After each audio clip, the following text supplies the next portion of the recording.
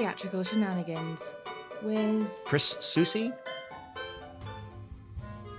Hello there, and welcome to another episode of Theatrical Shenanigans as we work our way towards the end of our third series. But don't worry though, we still have a few more plays to hear and guests to discuss them with. If you don't know the show, then welcome. I am your host, Rachel Feeney Williams, and I am here to introduce the play and chat to the wonderful guest. Speaking of which, my guest this week is an Asian American actor, puppeteer, director, screenwriter, and playwright living in Savannah, Georgia. He's been writing for the stage and screen for over 20 years and is the owner of a fabulous collection of plays. He's also a familiar voice on Theatrical Shenanigans, having performed in Stalk Patrol in Season 1 and the Paranormal Club's 7th annual Haunted House Sleepover in Season 2. So there's 2 episodes for you to listen to after this one if you haven't already. He is the brilliant Chris Soucy. Welcome, Chris. Thank you very much. So to start way back at the beginning, how did you get started in the world of theatre? Early childhood, we did all the plays in school. My first role was I was Thumbelina's father in The Marriage of Tom Thumb. I think I was 7 years old. Wow. And we did a lot of theater growing up. But really, what solidified my theatrical passion was my older sister had a crush on the president of the drama club at my high school, and I wanted to get a good look at this guy. So Right. I auditioned for a show, and then I just kept auditioning for shows, and the rest is history. But you have an incredible list of roles that you've performed over the years. Do you have a particular hat that you prefer to wear, or is it an equal labor of love? So I think I had to come to this distinction that what I was ultimately hoping to achieve was the title storyteller. Mm. And I wear that with a badge of honor. And I think that everything I do in some way is about that craft and that specific thing. So whether I'm directing, acting, writing, whatever it is I'm doing, I'm trying to convey a story from the mind of the creator to an audience. And that kind of really makes me feel a connection to the world at large. Absolutely. But there's no two ways about it. Your collection of plays is substantial and covers so many different topics. It's insane. Do you have a particular genre that you prefer to write in, or a particular topic that you prefer to explore? So I am a horror junkie. I am a ghost story collector, like a real life ghost story collector. Mm, And so I love to dabble in horror. And I always thought horror would be my I started in film. So I mm, always thought that, I'd write horror movies and I'd live in the horror genre. Because I'm a very phobic person. I'm yeah. afraid of a lot of things. And so like writing scary things kind of helps me contend with them. It's a way I face my fears is by writing scary things. Mm. But I found somewhere along the way that I just I'm s- I'm so scattered that I will follow any trail of breadcrumbs out there, and so yeah, I thought that I would, and I gravitate towards scary, Mm. but surprisingly, a large number of my plays do not reside in that in that genre. But one thing with this unique for you that I don't think we've ever had before is your involvement in puppetry. Oh Where yes, I did that love puppets. where did that come from? So where I live in Savannah, Georgia, and it Mhm. is kind of like a small town that has kind of big town energy. It's very interesting. But basically, I was like one of the first shows I did here in Savannah in 1992. I'm backstage and I mention that I love puppets. I love the Muppets. I love puppets. I'm like, oh, guy, I love puppets. And they're like, oh, you should go to the Puppet People.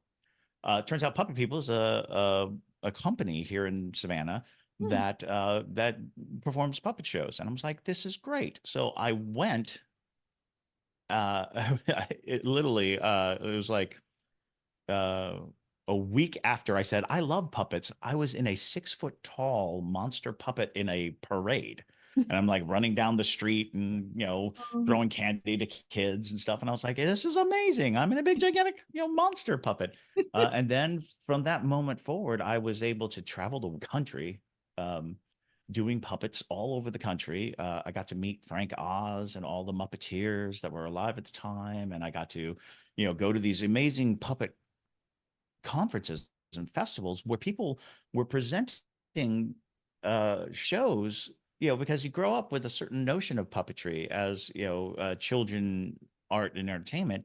But then you go to a puppetry conference and they're doing shows about social injustice, and they're doing shows about, dark and psychological issues, and all of a sudden you're realizing, oh, puppets serve this amazing thing. They're kind of like masks that you hmm. can pour all of your uh, angst into and then release it, and it's amazing. Okay, lastly, before we move on, you've obviously had an immense career. Do you have a standout moment that kind of, when you think back, makes you think, yes, this is why I do this? It really just comes to these crashing waves of achievement. Mm, Every now and then you'll find yourself, if you're an actor, there's a time when you stand on stage and you just know that every person in the audience is hooked. mm, They're invested in what's happening, and it doesn't matter whether you're the main character or if you're like, just in the background. There's a moment when all that attention from all those people just washes over you and you realize that you're a part of something amazing and incredible. mm. I could never narrow it to a point. But one of my favorite answers to a question of that ilk came from my sister. My sister is also a theater professional, and Mm. um, someone asked her what her favorite show was, Yeah. and her answer was the one I'm working on. Hmm. It'll always be the one I'm working on, Yeah. because I can't spend time nostalgic for those moments when there's work to be done. So now we move on to our playwright and his play. James McClendon is based in Northampton, Massachusetts, but is also a member of the Nylon Fusion Theatre Company in New York. His achievements cover a vast list, including winning the Playhouse on the Square's New Works at the Works competition with his play When We Get Good Again. That same play then premiered in Memphis, winning an Ostrander Theatre Award for Best Original Script. His plays have been developed and/or produced at a multitude of theatres and festivals across the USA and indeed the world, as well as being published by numerous publishing companies, so it's quite thrilling to be producing his work. The play for this episode is entitled Culling and is brand new and has no production history, so a world premiere today. It sees two Florida librarians having to decide which books to ban from their high school library and whether to keep their jobs. Theatrical Shenanigans presents Culling by James McClendon.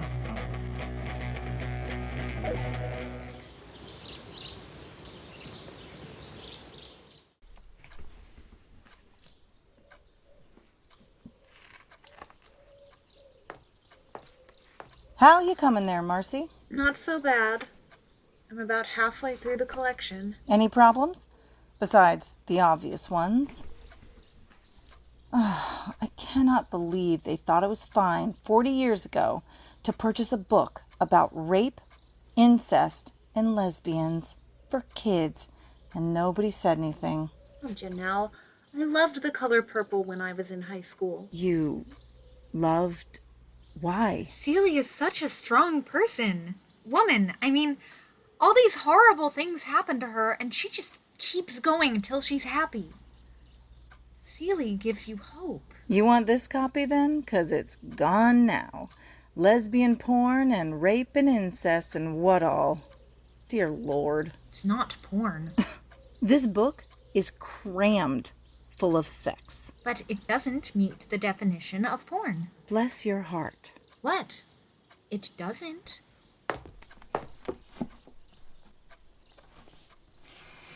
Okay, first, the guidelines say porn is the description of erotic stuff that causes sexual excitement. This is erotic stuff, Marcy. But there's more, right? The book also has to fail that other test to be porn. Marcy, the statute says it's a crime for us to, here it is, to knowingly distribute to a minor on school property any book that contains explicit and detailed verbal descriptions of sexual excitement or sexual conduct that is harmful to minors. Now, that rapey, incestuous book contains a ton of verbal descriptions of sexual conduct, does it not? Well, yeah, but it's not harmful to minors. How in the heck are you ever going to convince our school board and that howling mob of parents that rapey lesbian incest stories aren't harmful to ninth graders, Marcy? How? 'Cause the statute says they're not. I'm pretty sure the Florida legislature did not write a law that said porn is banned, except for the rapey, lesbian, incestuous kind. Kinda it did. What are you even talking about? Well, I mean, they didn't say it that way. No, they sure as sugar didn't, because I kind of think I'd remember them mentioning the rapey, lesbian, incest porn exception at the training. It's right below the part you read. To be porn, a book has to be harmful to minors, which means it has to do 3 things. It has to predominantly appeal to a prurient or shameful interest and be patently offensive to the prevailing standards in the adult community. Check and check. You can't say that book predominantly appeals to prurient interests. But the school board can, and darn well will if it's patently offensive to the adults here, which you know it is. Okay, but the last one then.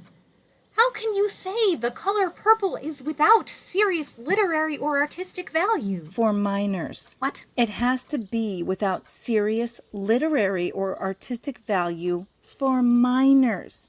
They aren't saying you can't sell it in a bookstore for adults. They're saying we can't put it on the shelves for kids. It has value for kids. Oh, honey. And who do you think gets to decide if it does? I don't know. The Florida Supreme Court. And I promise you, they will find a way to say it has no artistic value for kids, and so it's porn, and so you're going to prison. Come on, you don't know that. You want to bet a few years of your life and your career? I don't. You'll never get another media specialist job when you get out, because the main thing on your resume is going to be that you're so bad at it that you got sent to prison for giving kids porn. This sucks, Marcy. I know it sucks, but you gotta be realistic. Now, have you found anything else that we need to pull? That stack over there are the ones we need to talk about. Okay, let's see. Wait, the Bible? Okay, you're just messing with me now, right? I'm really not. The Bible. You want to tell the school board that we have to pull the Bible. I don't want to pull any book. You want to tell that howling mob of parents that we're pulling the Bible? No, of course not. I have nightmares about them. It's just that it really doesn't make the cut. Look, Marcy, I know there's a lot of sex in the Bible. I couldn't believe how much sex. But nobody's going to say that the Bible is porn. Nobody. What they will say is that the district needs to fire the librarian and media specialist who are too stupid to understand Your that... sculpted thighs are like jewels, the work of a master hand. Your hidden place is open to me like a goblet, perfect and round, that never runs dry of blended wine.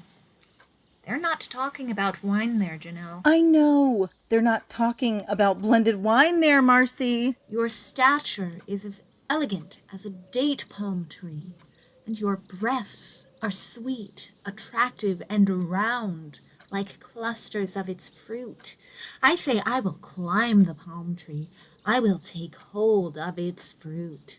Okay, enough. He's not talking about fruit either. I know he's not. Look, it's got religious value, so it's exempted. Religious value isn't a listed exemption. They must have forgotten it.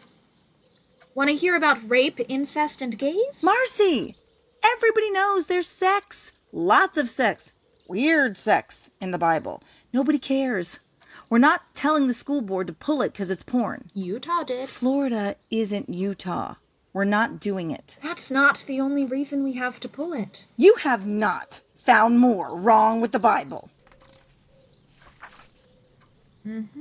It's the part of the statute that lists stuff schools can't teach anymore, where it says, here, a person, by virtue of his or her race or sex, does not bear responsibility for actions committed in the past by other members of the same race or sex, and should not be instructed that he must feel guilt, anguish, or other forms of psychological distress for actions in which he played no part, committed in the past by other members of the same race or sex. Yeah, but that has to do with kids feeling bad about slavery. It just says you can't make white kids feel bad about it or tell them they have any responsibility to make things better. But that's anti-biblical. The Bible says they are responsible, and they should feel bad about what their ancestors did. Marcy, I know the Bible generally says we should treat each other well, and you could argue... For I, the Lord your God, am a jealous God, visiting the iniquity of the fathers upon the children to the 3rd and 4th generations. That's Exodus. Prepare slaughter for his sons because of the guilt of their fathers, lest they rise and possess the earth. That's Isaiah. Leviticus says it, and Hosea says it, and Matthew says it, and Habakkuk says it, and even Shakespeare says it. The sins of the father are to be laid upon the children for generations. Marcy. Sins like slavery. Marcy. You must also have to pull the merchant to Venice. Marcy! What? You want me to go to the board and tell them that the numbnuts in Tallahassee, the ones who fund this district or defund it if we anger them, are godless. So godless that they intend by this law to ban the Bible from our high school library, ensuring that you, I, and the board are to be demonized on Fox News for weeks to come and have to move out of our mob-surrounded homes, if not the state, and inevitably lose our jobs and become unemployable in our chosen profession, all so we can wave our middle fingers at the legislature and the governor for the 30 seconds it takes for the Florida Supreme Court to clarify that the Bible is not to be banned. Have I got that right? We could probably get work in a blue state. I'm not moving to freaking Minnesota, Marcy. I'm just trying to follow the statute. Then follow what they're trying to do, not what they said. They want to get rid of the books they don't like and keep the ones they do like. And it's not hard to figure out which is which. Rapey, incestuous, lesbian porn, bad. Bible, good. They want to indoctrinate these kids to believe what they believe and keep them away from contrary opinions. And there is, excuse my French, frick all we can do about it. But I don't have to help them do it. Last time I checked, you're a single mom with 2 kids and a mortgage, which means you do. If you quit to be a barista or something, we'll just hire someone else to do it, while you make less money and have crappier benefits and make your kids poorer. What's the point of that? At least I wouldn't be doing it. I'm taking my 15, okay? Do you think I like this, Marcy? Do you think this is why I majored in secondary school library sciences? So I can narrow these kids' view of the world? I don't like rapey, lesbian, incest books, just like I don't care for the books about dinosaurs or writing computer code. But I think, in a perfect world, they're all sitting in this room for the kids who do like them. Why are you helping them then? 'Cause I've got a mortgage too. I don't know. What would Celie do? What? Celie, from your book. What would she do? I don't know. Would she just walk into their buzzsaw? Would she run? Or would she stay? So she could whisper in the ear of a kid about what stuff they can find in the public library that we don't have here anymore. I don't know. Maybe you need to reread it. Wouldn't recommending a book to a kid at a public library be risky? The law says we can't give banned stuff to a minor on school property. Doesn't say anything about sending them elsewhere. Yet. Yet. I may be longer than 15 if I can't stop crying that soon. You take whatever time you need.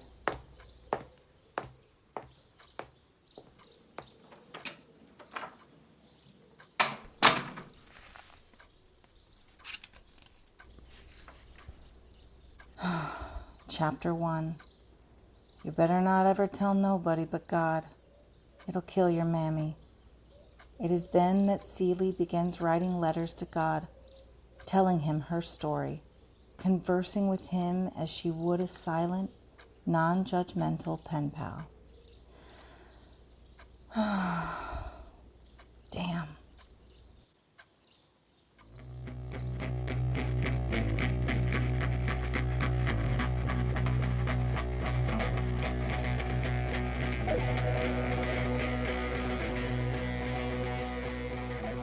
Well, I certainly wouldn't want to have Marcy or Janelle's job. That was Hannah Lee DeFreitas as Marcy and Angela Sarabia as Janelle in Culling by James McClendon. Chris, what did you think? There is genuine heartache at the notion of silencing writers, of silencing words, Yeah. of trying to assert that by hiding information, we are protecting someone.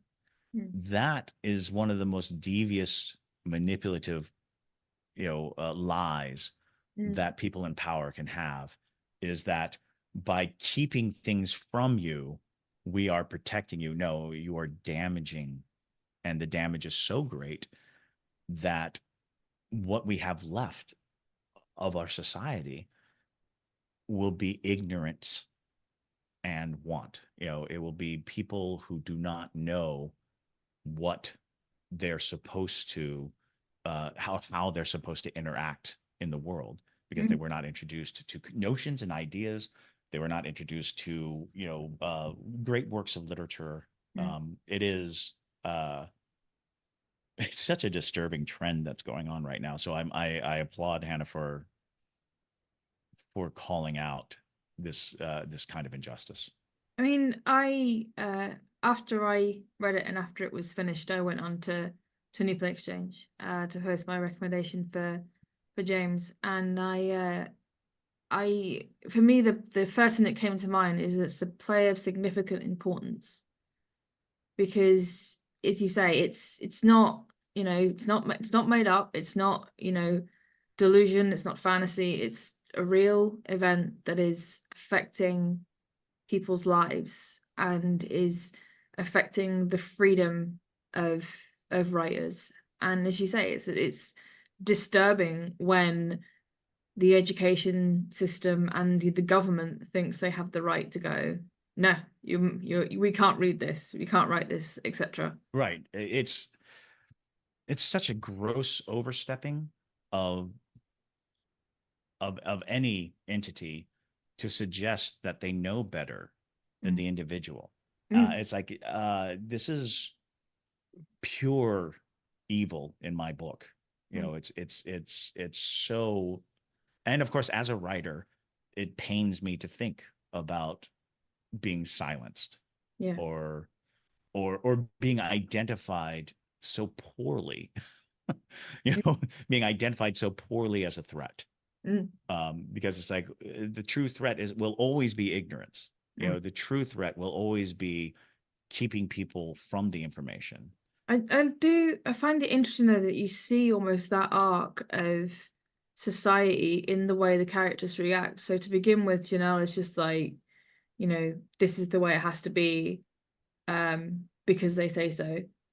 And the more Marnie fights back, and so when she pulls the Bible into play, Janelle out and out turns around and says, "You're just being ridiculous." It's like, oh, I'm sorry, I'm being ridiculous by taking the rules that you've just applied to one book and applying them to another, but because it's a book that you don't want banned, suddenly it's ridiculous.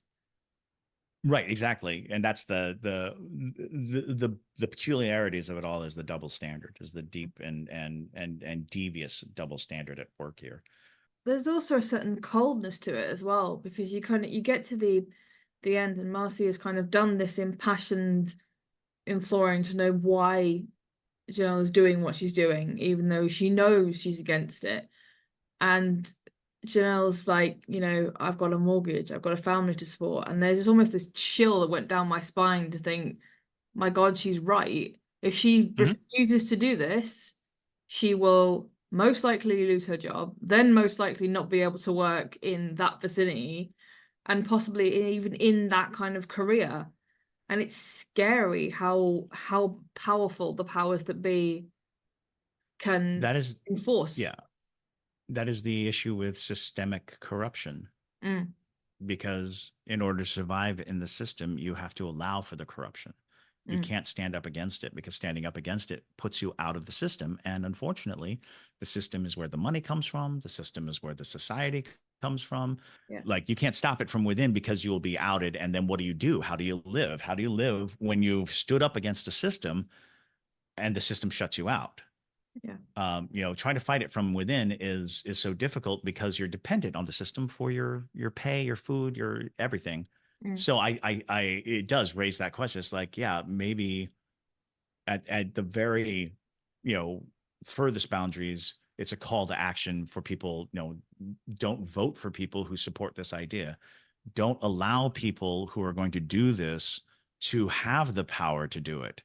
Yes, so I applaud James for writing a call to action as it's happening, because this is very present. This is very right now, which makes it essential for the time.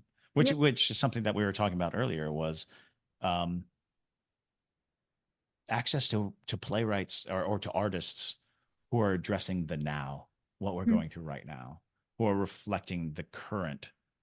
I think that's significant, and that we have the opportunity to do that through the resources we've been given on the internet, that we can now say, here's this amazing piece that takes a hard line look at something that is happening to our present.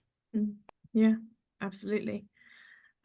We are almost out of time. Chris, your final thoughts for this piece?